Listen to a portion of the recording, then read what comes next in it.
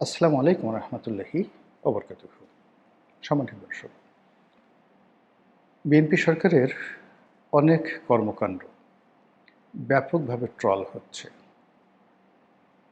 সরকারের যারা কর্তা ব্যক্তি তারা হয়তো বুঝছেন, কিন্তু বলতে পারছেন না। আবার এখানে স্বয়ং প্রধানমন্ত্রী এবং তার পরিবার এমন কিছু করছেন বা তাদেরকে নিয়ে এমন কিছু করা হচ্ছে যেটি আমাদের দেশে সচরাচর অতীতে কখনো ঘটেনি। এবং অতীতকালে এরকম যে একটা পরিবেশ এবং পরিস্থিতি, একজন প্রধানমন্ত্রী এবং তার পরিবার তারা এরকম একটা পরিবেশ এবং পরিস্থিতি তৈরি করবেন, নিজেরা সেই অবস্থাতে পড়বেন, তাও কিন্তু কখনো ঘটেনি। আমাদের দেশে যখন ক্ষমতায় কেউ আসে, সঙ্গে সঙ্গে তার আপনজন মহা ক্ষমতাধর হয়ে যায়। বঙ্গবন্ধুর জামানাতে শেখ কামালের গুরুত্ব, শুধু শেখ কামাল নয়, তার স্ত্রী সুলতানা কামাল, তারপর তার বন্ধুবান্ধব যারা ছিলেন, তাদের মধ্যে ধরুন ২০-২৫ জন তো ছিলেনই, বেশ কয়েকজন এখনও বাংলাদেশ খুব নাম করে। এর মধ্যে এখন বিদ্যুৎ মন্ত্রী জনাব টুকু, তারপরে জেলখানাতে আছেন সালমান এফ রহমান, তারা খুব ক্লোজ অ্যাসোসিয়েট ছিলেন শেখ কামালের। শেখ কামাল ছাড়া শেখ ফজলুল হক মনি, তারপর শেখ শহীদুল ইসলাম, পুরো শেখ পরিবারের যে সকল সদস্য ফরিদপুরে, গোপালগঞ্জ, ঢাকাতে, তাদের যে একটা প্রচণ্ড দাপট ছিল, সেই দাপটের পাশাপাশি আবার বঙ্গবন্ধুর সঙ্গে মোটামুটি সম্পর্ক আছে এরকম, তাদের অত্যাচারে ওই সময়টিতে সারা দেশের মানুষ অতিষ্ঠ হয়ে গিয়েছিল। এরপর যখন এরশাদ সাহেব এলেন, তখন এরশাদ সাহেবের স্ত্রী বেগম রওশন এরশাদ, তিনি হয়ে গেলেন দেশের প্রথম ফার্স্ট লেডি। এরশাদ সাহেবকে টেলিভিশনে যদি ২ ঘন্টা দেখায় বা ২ মিনিট দেখায়, সোয়া ২ মিনিট বা সোয়া ২ ঘন্টা বেগম রওশন এরশাদকে দেখাতে হবে। এরপর রওশন এরশাদের বাইরে তার বোন, তার ভাই, আবার এরশাদের যারা আত্মীয় স্বজন ছিলেন, বন্ধু বান্ধব তারা ছিলেন, বিশেষ করে তার অসংখ্য বান্ধবী, যারা, যাদের একটা বিরাট অংশ সংসদে মহিলা এমপি হয়েছিলেন। আবার অনেকে যেমন মহিলা এমপি হননি, কিন্তু ভীষণ রকম যাকে বলে প্রভাবশালী ছিলেন। তার মধ্যে মারিয়া মমতাজ, তার স্ত্রী হয়েছিলেন বলে আমরা জেনেছি। তারপর জিনাত মোশাররফ, এদের দাপটে পুরো বাংলাদেশ অতিষ্ঠ এবং চারিদিকে এতটা সিসি রব পড়ে গিয়েছিল। রাষ্ট্রীয় নির্লজ্জতা, বেহায়াপনা, জেনা, ব্যভিচার, মানে এই জিনিসগুলো রাষ্ট্রীয় কর্মের সাথে এমনভাবে জড়িয়ে পড়েছিল যে ওখান থেকে বরকত উঠে গিয়েছিল। তারপর যখন ১৯৯১ সাল এলো, ঠিক ওই সময়টাতে বগুড়া, ফেনী, বিএনপির দলীয়করণ এই শুরু হলো একটা নতুন ডাইমেনশনে।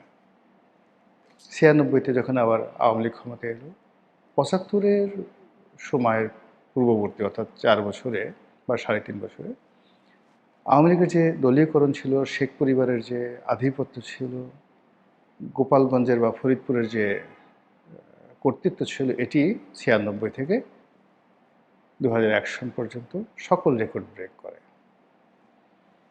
আর ২০০১ সনে যখন বিএনপি আসে, তখন ফেনী, তার সঙ্গে সঙ্গে বগুড়া, বগুড়ার সঙ্গে সঙ্গে আবার ওই যে তৈয়বা বেগম, মানে জনাব তারেক রহমান সাহেবের নানি, তার জন্মস্থান দিনাজপুর, সেটা। এরপরে তাদের অন্যান্য যে সকল আত্মীয় স্বজন, যাদের বাড়ি হয়তো মাদারীপুর, শরীদপুর, অন্যান্য এলাকাতে, তাদের দাপট, এর সঙ্গে সঙ্গে সেই হাওয়া ভবন যারা করতেন তাদের দাপট, আবার জনাব মোসাদ্দেক আলী ফালু, জনাব ফারিদ চৌধুরী, তাদেরকে কেন্দ্র করে বেগম খালেদা জিয়ার অফিসে যে একটা মেলা বসত, সেই মেলার যারা কর্ণধার ছিলেন তাদের দাপট, এর বাইরে বুদ্ধিজীবী, কবি, সাহিত্যিক, ব্যবসায়ী, আমলা কামলা সব মিলিয়ে সেই ২০০১ থেকে ২০০৬ সনে এইরকম একটা পরিবেশ পরিস্থিতি তৈরি করে ফেলল, যার প্রেক্ষিতে একটা ১/১১ বাংলাদেশে এলো। ২ বছর সবাই গলাগলি ধরে কান্নাকাটি করল, একাগারো। তারপরে আওয়ামী লীগ ক্ষমতায় এলো। তো আমি সংসদ সদস্য হয়েছিলাম আওয়ামী লীগের, কিন্তু যে বয়স ছিল এত কিছু বোঝার বয়স হয়নি। কিন্তু এখন যে ঘটনাগুলো শুনছি সেই নির্বাচন সম্পর্কে, সেই ম্যাচ ফিক্সিং সম্পর্কে, রেজাল্ট সম্পর্কে, এটা এখন হ্যাঁ বা না, সত্য না মিথ্যা আমি কিছু বলতে পারছি না। আমি শুধুমাত্র বলতে পারি যে আমি যেভাবে নির্বাচিত হয়েছিলাম, প্রচণ্ড প্রতিযোগিতা হয়েছিল আমার আসনে। আমার আপন মামা শ্বশুরের সঙ্গে আমার প্রতিযোগিতা হয়েছিল। একটি জাল ভোট দেওয়ার ক্ষমতা আমাদের কারোর ছিল না। বাংলাদেশে অন্য কোথায় কী হয়েছে আমি সেটা বলতে পারবো না। ২ নম্বর হলো যে জনগণের ভোটে নির্বাচিত হওয়ার পর আমার যতটুকু দায়িত্ব কর্তব্য মনে হয়েছে সেটা আমি পালন করার চেষ্টা করেছি এবং এখনও সেই দায়িত্বটা পালন করে যাচ্ছি, জনগণের সেই ভালোবাসাকে স্মরণ করে। এর বাইরে আওয়ামী লীগের অনেক লোক, তারা যাকে বলা হয় দুর্নীতি, অনিয়ম, পাপিয়াকাণ্ড, ওয়েস্ট ইন্ড কাণ্ড, নানা রকম কাণ্ডে তারা জড়িত হয়ে পড়েছে। ওইদিকে নজর দেওয়ার মতো সময় হয়নি, এত ব্যস্ততা। এরপর যখন ২০১৪ সনে আওয়ামী লীগ একতরফা নির্বাচন করলো, ওই সময়টাতে আমি সিদ্ধান্ত নিলাম যে আমি এই একতরফা নির্বাচনের সঙ্গে একীভূত হব না। আবার ২০১৮ সনের নির্বাচনের পরেই আমার কাছে মনে হলো যে সামনে যে পরিবেশ পরিস্থিতি আসছে, বিএনপির হয়ে নির্বাচন করাটা আমার জন্য আসলে ঠিক হবে না। এই জন্য ২০১৮-১৯ সনে আমি বিএনপি যারা কেন্দ্রীয় কমান্ড আছেন তাদেরকে বলে দিয়েছি যে না, আমি আসলে বিএনপির কোনো পদ পদবিতে থাকবো না, নির্বাচনও করব না। কিন্তু এই দলের একজন সমর্থক হিসেবে, কর্মী হিসেবে এই দলকে ক্ষমতায় নেওয়ার জন্য আমার যতটুকু স্যাক্রিফাইস করা দরকার ওটা করব, এবং দ্যাট আই ডিড। ২০১৪ থেকে পরোক্ষভাবে আর ২০১৮ থেকে প্রত্যক্ষভাবে এই বিএনপির জন্য আমার যতটুকু ঘাম গেছে, শ্রম গেছে, অর্থ গেছে, বিত্ত গেছে, ক্ষয় হচ্ছে, ক্ষতি হয়েছে। কাজেই এই দলটি আমাকে কীভাবে করে বা না করে, কীভাবে মূল্যায়ন করে বা না করে, তাতে হয়তো আমার কোনো লাভ ক্ষতি হবে না। কিন্তু এই দল যদি ভালো করে আমি একান্তভাবে নিজের কাছে ভালো থাকবো, আর যদি দল খারাপ করে এক ধরনের অনুশোচনা কাজ করবে। এই কারণ হলো এখানে যারা আছেন, মির্জা ফখরুল বলেন, অন্যান্য যারা সিনিয়র নেতৃবৃন্দ রয়েছেন, ইনক্লুডিং মিস্টার সালাউদ্দিন বলেন, তারেক রহমান সাহেব বলেন, জাইমা বলেন, তারেক রহমান সাহেবের স্ত্রী বেগম জুবাইদা বলেন, তাদেরকে হাইলাইট করার জন্য, তাদেরকে মহামানব বানানোর জন্য একেবারে ছোট্ট একটা বিন্দু হলেও আমার এই হাত দিয়ে পড়েছে। ওই সময়টিতে তাদেরকে নিয়ে বলার মতো টেলিভিশনগুলোতে দুঃসাহস কারো ছিল না, যেভাবে এখন আওয়ামী লীগ নিয়ে বলার কারো সাহস নেই। আবার ওই সময়টাতে তাদেরকে নিয়ে লেখার মতো কোনো কলম বাংলাদেশে ছিল না, কেউ দেখাতে পারবে না যেভাবে আমি বেগম জিয়া বা ওই পরিবারকে নিয়ে, তারপর তারেক রহমানকে নিয়ে বাংলাদেশ প্রতিদিন, তারপর সেই নয়াদিগন্তে ধারাবাহিকভাবে লিখেছি। কন্টেম্পোরারি এই ধরনের পত্রপত্রিকাতে সিঙ্গেল একটা শব্দ লেখার মতো কোনো সাংবাদিক ছিলেন না, এবং কোনো পত্রিকাও ওই লেখা ছাপাতে সাহস পেত না, কেউ লেখেই নেই। তো সেই দিক থেকে হয় কি যে এই যে নির্ভয়ে কথা বলা, এটা রক্তের মধ্যে এসে গেছে।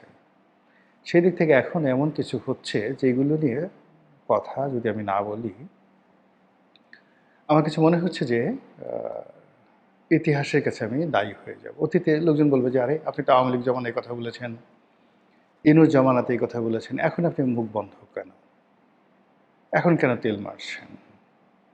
এটা আসলে আমার অভ্যাস নয়, আর এটা আমার পক্ষে সম্ভব নয়। আর এটার পরিণতি, মানে আমি একজন শাসককে প্রশ্ন করব, তার বিষয় নিয়ে আলোচনা করব, এটার পরিণতি কী হবে এ চিন্তা আসলে কখনোই আমার হয়নি।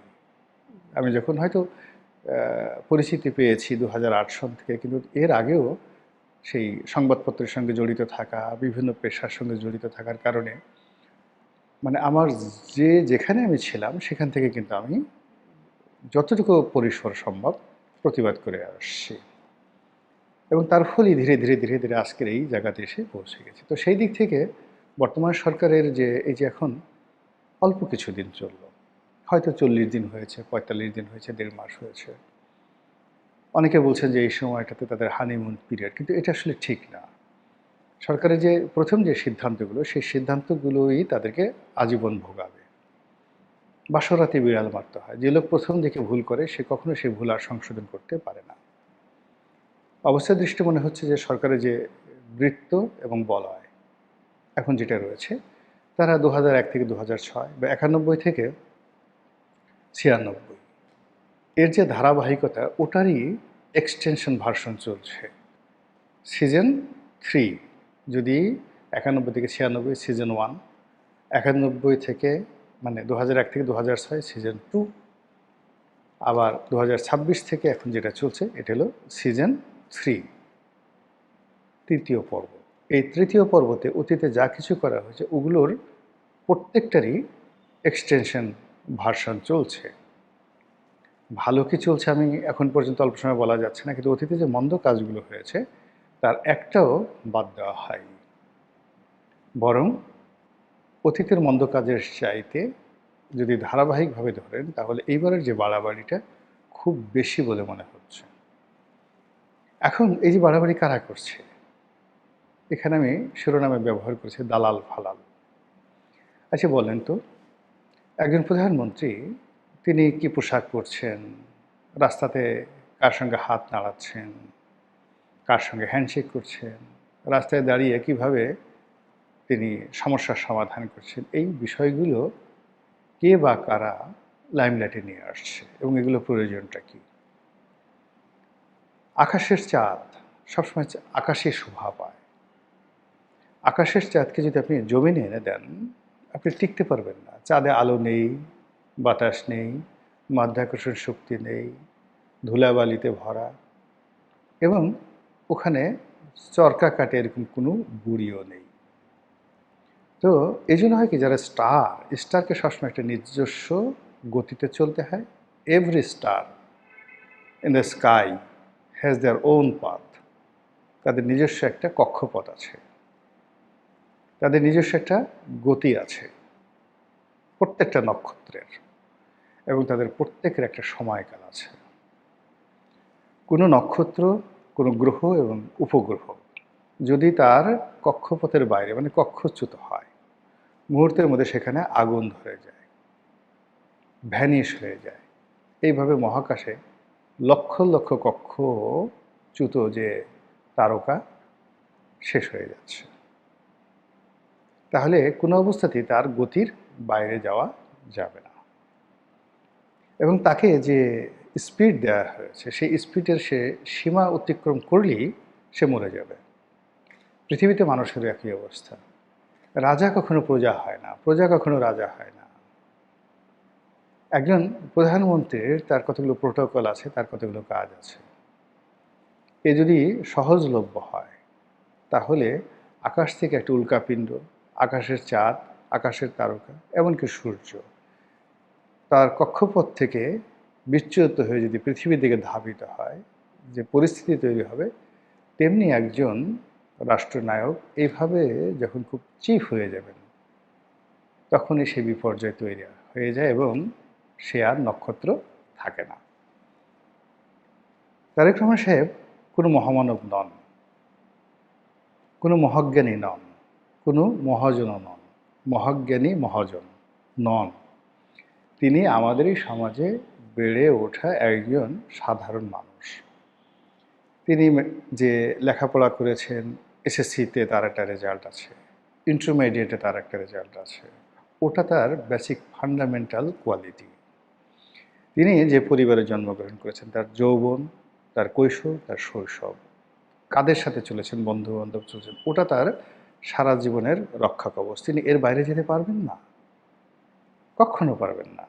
মেধা, যোগ্যতা কোনো অবস্থাতে এটা সম্ভব না। ইন্টারমিডিয়েট পর্যন্ত একটা মানুষের যে মেধা লেভেল থাকে, কলেজ পর্যন্ত, ওটার ভিত্তিতে তার একটা বৃত্ত তৈরি হয় যে সে কি মিলিটারিতে যাবে, বিসিএস পাশ করবে, সে কি ব্যবসায়ী হবে, নাকি সে অলসে বসে বসে বাপেরটা খাবে, নাকি বিপথে চলে যাবে। তো কাজেই তার একটা ঠিকুজি আছে। সেই ঠিকুজির বাইরে যদি তাকে কেউ নেওয়ার চেষ্টা করে, মানে তার সর্বনাশ হবে, আর যারা করছে তাদেরও সর্বনাশ হবে। তাহলে এক্ষেত্রে কি হয়, যে এরকম একজন মানুষ, তাকে এনলাইট হতে হয়। যেমন পৃথিবীর কতগুলো উপগ্রহ রয়েছে, তো যেমন চাঁদ পৃথিবীর উপগ্রহ, তো পৃথিবীকে হাইলাইট করা হয় চাঁদ দিয়ে। এখন তারেক রহমান সাহেবের কতগুলো উপগ্রহ থাকবে, যে উপগ্রহ দিয়ে সারা দেশের মানুষ, পৃথিবীর মানুষ তারকে বুঝতে পারবে যে দিস ইজ তারেক রহমান। এখন সেটা কে হয়ে গেছে, এই উপগ্রহগুলো এই মুহূর্তে 15 দিনে কাকে দেখাচ্ছে?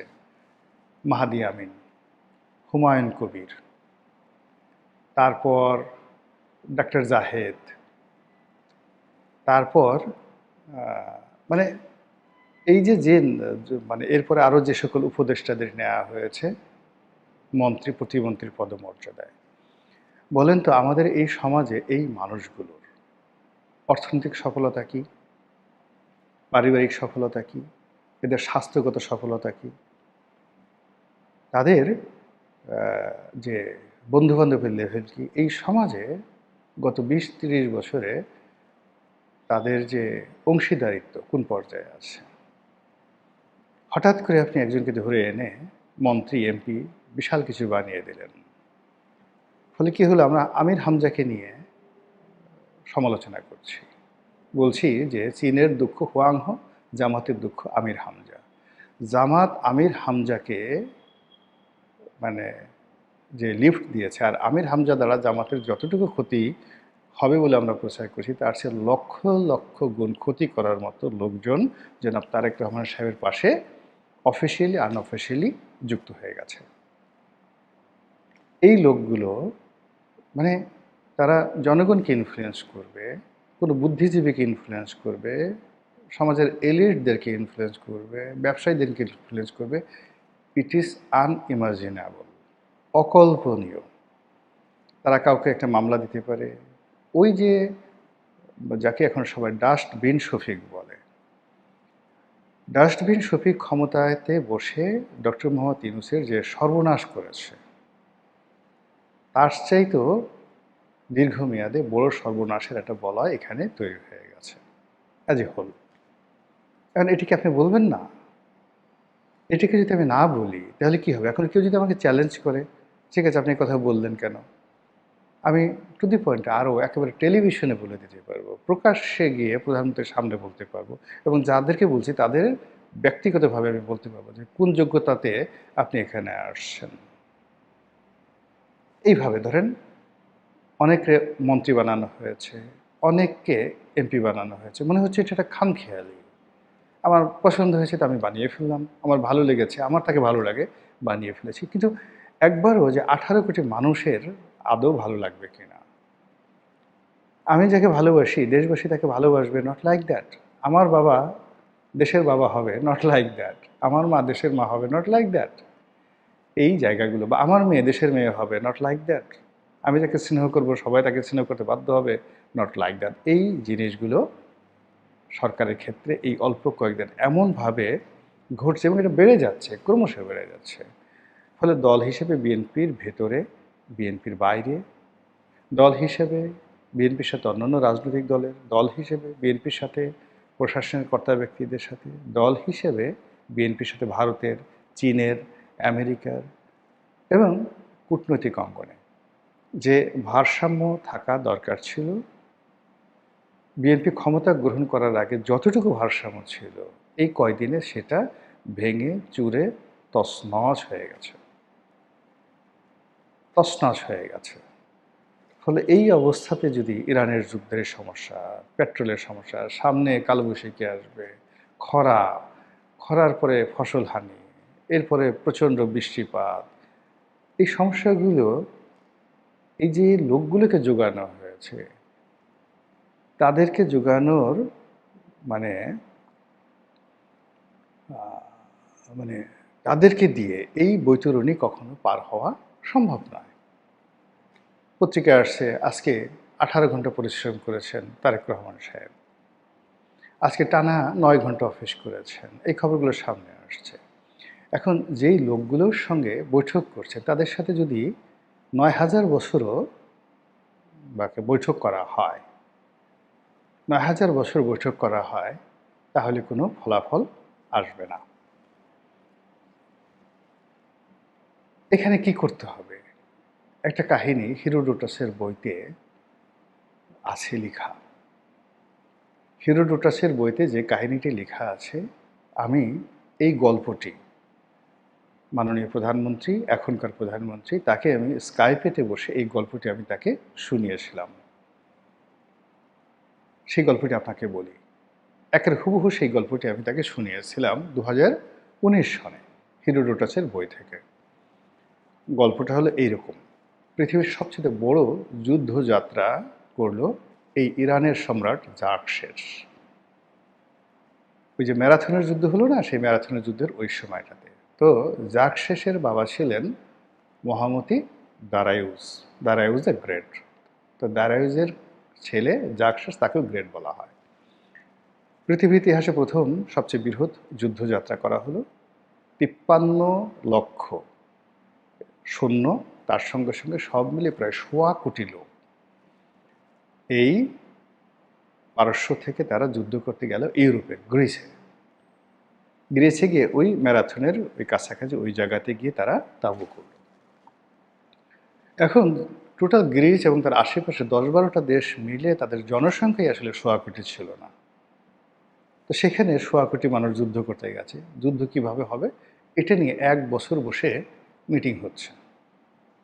বিভিন্ন জেনারেল, সম্রাট জার্কশেসের বিভিন্ন জেনারেল তারা বসে বসে বৈঠক করছে। ১ বছর বসে তারা সিদ্ধান্ত নিতে পারছে না। তো ওই জেনারেলদের মধ্যে একজন মহিলা জেনারেল ছিলেন। তিনি একদিন সেই বৈঠকে দাঁড়িয়ে গেলেন। তারপর তিনি সম্রাটকে বললেন যে, মহামান্য সম্রাট, আপনি আমাদেরকে সিদ্ধান্ত নিতে বলেছেন, আমরা ১ বছর বসে সিদ্ধান্ত নিতে পারছি না। আপনি যদি আমাদেরকে আরও ১০ বছর বসায় রাখেন, আমরা সিদ্ধান্ত দিতে পারবো না। আমরা শুধুমাত্র এখানে বসে আলাপ আলোচনা করে এভাবে সময় চলে যাবে। এর কারণ হলো আমাদের জন্ম হয়েছে চাকর হিসেবে। We are just your slave. আমরা আপনার সঙ্গে পরামর্শ করার উপযুক্ত নই। আর আপনার উচিত হবে না আমাদের সাথে পরামর্শ করার। আপনি আমাদের হুকুম দিবেন, আমরা হুকুম তামিল করব, আর সেই হুকুম তামিল করতে গিয়ে আমরা পঙ্গপালের মতো মারা যাব অথবা বেঁচে থাকব। যারা মারা যাবে তারা মনে করবে যে এই মেয়রে যাওয়াটাই আমাদের জন্য প্রাপ্তি ছিল, আর যারা বেঁচে থাকবে তারা আবার মরে যাওয়ার জন্য আপনার নতুন করে আপনার দাসত্বের শৃঙ্খলা আবদ্ধ হওয়ার জন্য কাছে আসবে। এটাই রাজনীতি এবং এটাই যাকে বলা হয় এই যুদ্ধনীতি। কাজেই যুদ্ধের ময়দানে যদি আপনি যুদ্ধ করতে চান, আমাদেরকে জাস্ট হুকুম দেন, আমাদের সাথে আপনার পরামর্শ করার দরকার নেই। Can you imagine? এই গল্পটি আমি মাননীয় প্রধানমন্ত্রীকে ২০১৯ সনে তাকে শুনিয়েছিলাম। কেন শুনিয়েছিলাম? উনি ভালো বলতে পারবেন, আর যদি ওনার মনে থাকে। কথাগুলো ওনাকে আমি বলেছিলাম। আমি আর এখানে বিস্তারিত বললাম না। কিন্তু নির্মম নিষ্ঠুরতা হলো যে ইতিহাস বারবার শুধু একই ঘটনা ঘটায়।